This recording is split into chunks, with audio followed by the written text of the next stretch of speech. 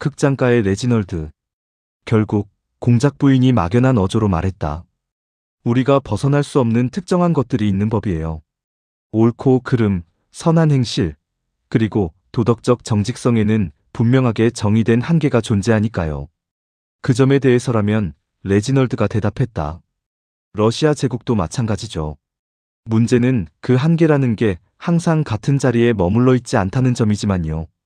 레지널드와 공작 부인은 과학적인 호기심이 가미된 서로에 대한 뿌리 깊은 불신을 품고 서로를 바라보았다. 레지널드가 보기에 공작 부인은 아직 배울 게 많은 여자였다. 특히 칼튼 호텔에서 나올 때 마치 마지막 버스를 놓칠까봐 두려워하는 사람처럼 황급히 뛰어나오지 않는 법 같은 것 말이다. 그는 사라지는 모습에 우아함이 없는 여자라면 구두드 경마 시즌이 오기도 전에 런던을 떠나버리거나 유행이 지난 촌스러운 질병으로 가장 부적절한 순간에 죽어버릴 수도 있는 부류라고 생각했다. 공작 부인은 레지널드가 상황이 요구하는 도덕적 기준을 전혀 충족하지 못한다고 생각했다. 물론 그녀가 다시 호전적으로 말을 이어갔다. 영원한 변화와 가변성, 그리고 그와 비슷한 온갖 것들을 믿으면서 우리 모두가 단지 원시, 원숭이의 진화된 형태일 뿐이라고 말하는 게 요즘 대유행하는 패션이긴 하죠. 당연히 당신도 그 교리를 지지하겠죠? 그건 확실히 시기상조라고 생각합니다. 제가 아는 대부분의 사람들을 보면 그 진화 과정이 완료되려면 아직 한참 멀었거든요.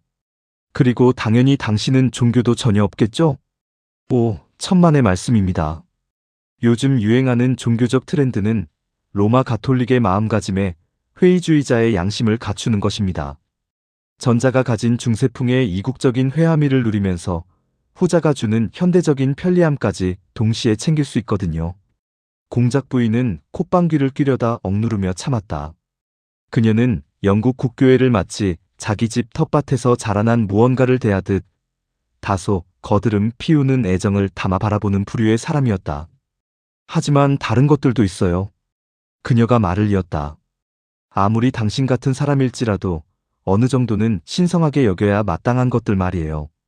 예를 들면 애국심이라든가 제국주의적 책임, 그리고 피는 물보다 진하다 같은 온갖 숭고한 것들 말이죠. 레지널드는 대답하기 전에 2분 정도 뜸을 들였다. 그동안 리미니의 영주가 극장의 음향적 가능성을 일시적으로 독점하며 독백을 쏟아내고 있었기 때문이다. 이게 바로 비극의 가장 나쁜 점이야. 그가 한마디 했다. 자기 목소리조차 제대로 들으면서 떠들 수가 없으니 말이지. 물론 저도 제국이라는 아이디어와 그 책임은 받아들입니다. 어차피 다른 어디서 생각하든 대륙 단위로 통 크게 생각하는 게 나으니까요. 그리고 언젠가 사교계 시즌이 끝나고 우리가 한가해지면 당신께서 저에게 그 정확한 혈맹관계라는 것을 좀 설명해 주셔야겠어요. 예를 들어 프랑스계 캐나다인과 온순한 힌두인, 그리고 요크셔인 사이에 대체 어떤 동포애 같은 게 존재한다는 건지 말이죠.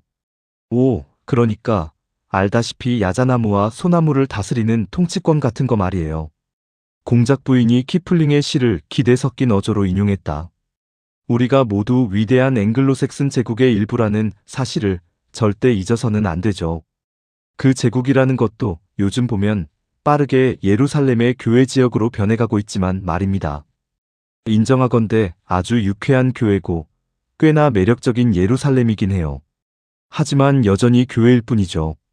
세상에 온 세계의 문명의 혜택을 전파하고 있다는 자부심을 느끼며 살고 있는 사람에게 교회에 살고 있다는 소리를 하다니. 자선사업 당신은 이것마저도 안락한 착각일 뿐이라고 말하겠지만 아무리 당신이라도 인정해야만 할 거예요. 머나먼 곳이든 접근하기 힘든 곳이든 결핍이나 고통, 기근이 존재한다는 사실을 알게 될 때마다 우리가 즉각 가장 관대한 규모로 구호 활동을 조직해서 필요하다면 지구 저편 땅끝까지 구호품을 전달한다는 사실을 말이에요. 공작 부인은 최종적인 승리감을 느끼며 말을 멈췄다. 그녀는 사교계 모임에서도 똑같은 발언을 한 적이 있었는데 당시 엄청난 호응을 얻었었다. 궁금한 게 있는데요. 레지널드가 말했다. 겨울밤에 템스강 둑길을 한 번이라도 걸어본 적이 있으신가요? 어머나 제정신이니 얘야. 그건 왜 묻니? 물어본 게 아니라 그냥 궁금해서요. 그리고 모든 것이 경쟁을 바탕으로 돌아가는 세상에서 행해지는 당신들의 그 거창한 자선 사업이라는 것도 분명 대변자의 자산뿐만 아니라 부채 계정도 가지고 있어야만 할 겁니다. 어린 까마귀들이 먹이를 달라고 울부짖는 것처럼 말이죠. 그리고 먹이를 받아먹죠. 정확합니다. 그 말은 즉, 그 까마귀들이 먹어치울 다른 무언가가 존재한다는 걸 전제로 하니까요. 오, 당신은 정말 사람을 미치게 만드는 재주가 있군요. 니체를 얼마나 읽어댔으면 도덕적 균형 감각이 하나도 안 남은 거예요?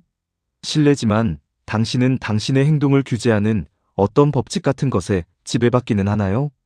제 자신의 안락함을 위해 철저히 준수하는 몇 가지 고정된 규칙은 있습니다. 예를 들어 유럽 대륙의 소나무 숲이나 호텔 흡연실에서 마주치는 무해하게 생긴 회색 수염의 낯선 이방인에게 절대 경박하고 무례하게 굴지 않는 것 같은 규칙 말이죠. 나중에 알고 보면 항상 스웨덴 국왕으로 밝혀지거든요. 그런 절제를 유지하는 게 당신에게는 지독하게 곤혹스러운 일이겠군요. 내가 더 젊었을 때만 해도 당신 나이대의 청년들은 참 착하고 순수했는데 말이에요. 이제 우리는 그냥 착하기만 합니다. 요즘 시대에는 전문화를 해야 하니까요. 그러고 보니 내가 어떤 성스러운 책에서 읽은 남자의 이야기가 생각나네요. 자신이 가장 갈망하는 것을 선택할 기회를 얻은 남자 말입니다. 그 남자는 자기나 명예, 위엄 따위를 요구하지 않고 오직 막대한 재산만을 요구했기 때문에 나중에 그 나머지 명예와 자기들도 저절로 그에게 따라왔죠. 당신이 그런 남자에 대한 이야기를 종교적인 성스러운 책에서 읽었을 리가 없어요. 맞습니다. 제 기억이 맞다면 아마 드브렛 자작가 명감, 영국의 귀족 인명사전에서 찾으실 수 있을 겁니다.